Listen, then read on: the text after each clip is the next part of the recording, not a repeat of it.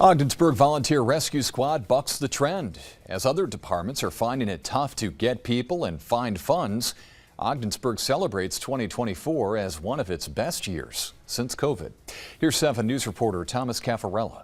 Ogdensburg Volunteer Rescue Squad Chief Ken Gardner is calling 2024 its first remarkable year since COVID for 3 main reasons. First, volunteers. Numbers are growing steadily, currently sitting at 40, up from 10 active volunteers during the pandemic. It's not unusual for us to be running 2, 3, sometimes 4 calls at a time, plus out running a transport.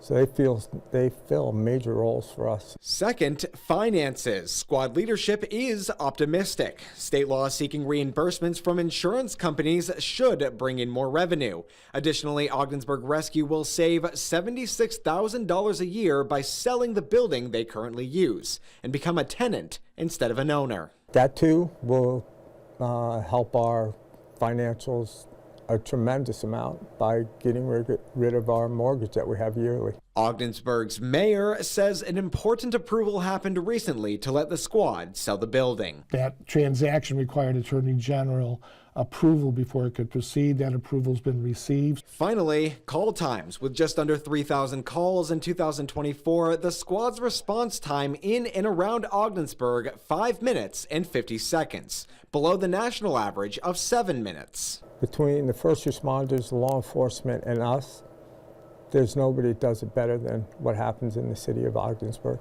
At a time when volunteer squads are short on volunteers and funds, Ogdensburg finds itself in a more stable condition.